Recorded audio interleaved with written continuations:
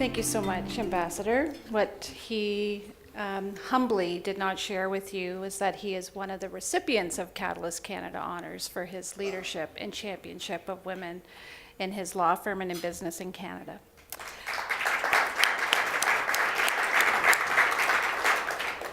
I am just delighted to be here with all of you tonight and honored to receive the Foreign Policy Association Medal. Thank you to Noel and the members of the Foreign Policy Association for this recognition of Catalyst's work to promote gender equality around the world. It's a privilege for me to join this outstanding community of FPA medal recipients and to share the stage tonight with Tom Strauss, whose business career and commitment to philanthropy is being recognized here this evening. Congratulations to you, Tom.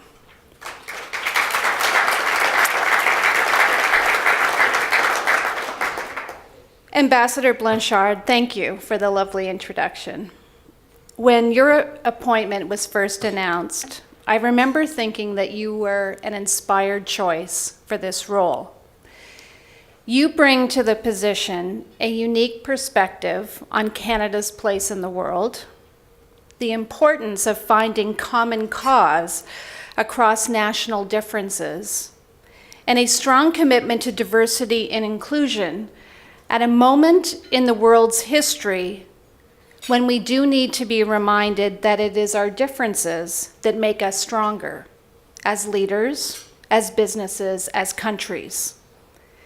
Certainly tonight, as we reflect on the mission of the FPA to serve as a catalyst for developing awareness and understanding of global issues, we cannot ignore the place of women in the world and the role that leaders must play in propelling workplaces and the world to a more inclusive future. This perspective was recently outlined and offered by a prominent group of business leaders, including Dominic Barton from McKinsey, Paul Paulson from Unilever, Ratan Tata from the Tata Group, Doug McMillan from Walmart, and Monique Leroux from Desjardins. In a series of essays in the book Reimagining Capitalism, the authors call for a shift to what they call a stakeholder model, where, for example, the consequences of climate change or water supply are not only of concern to governments, NGOs, and the United Nations, but to business leaders. This point of view that sees business having a responsibility as corporate citizens to focus on longer-term value creation that is inclusive of a broad set of stakeholders. This, to me, is leadership redefined. And certainly as I think about Catalyst's work, going back more than 50 years as the first and foremost thought leader on gender equality and workplace inclusion in the United States, and now extending across 4 continents.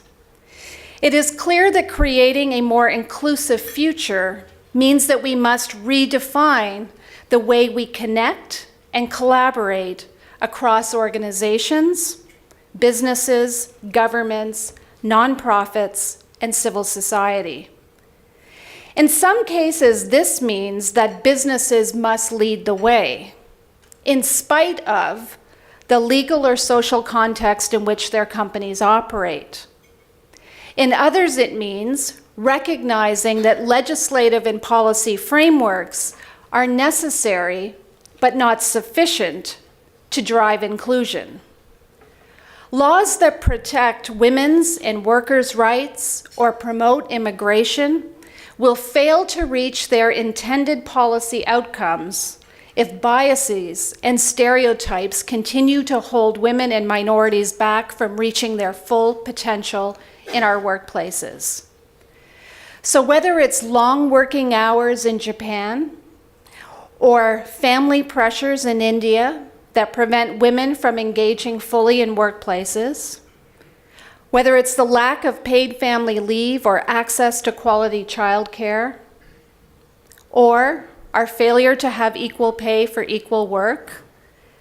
Business leaders must have the courage to challenge norms that would exclude women and minorities from engaging fully in the workplace, and to reinforce their personal and organizational commitment to diversity and inclusion with their words and their actions.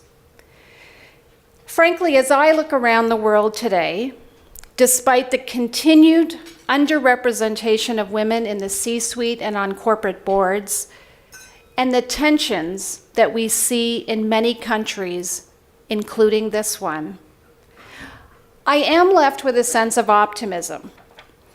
And that optimism is driven by the example of leaders who have made the transition from asking why diversity and inclusion matters to asking how we can create more inclusive cultures where diverse talent has an opportunity to succeed.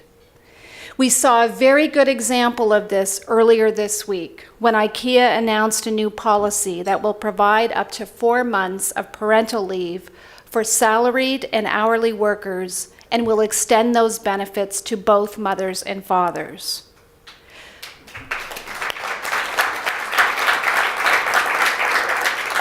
We saw this when companies like Salesforce and The Gap, winner of the 2016 Catalyst Award, took steps to close the gender pay gap in their companies.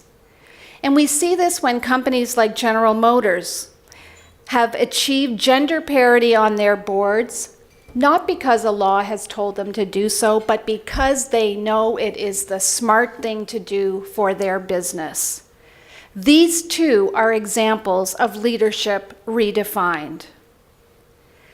At the Catalyst Awards dinner earlier this year, Prime Minister Justin Trudeau said, and I quote, "Equality, whether extended to an employee, customer, colleague, or citizen, is not a threat, it is an opportunity." This statement so beautifully captures why we must strive to make change and create a world where everyone, regardless of gender, race, ethnicity, color, sexual orientation, or physical ability, is treated with fairness and given an equal opportunity to succeed. I hope that each of you will exercise your leadership, your influence, and join me on a journey of inclusion. Thank you again very much for this great honor. I'm deeply privileged. Thank you.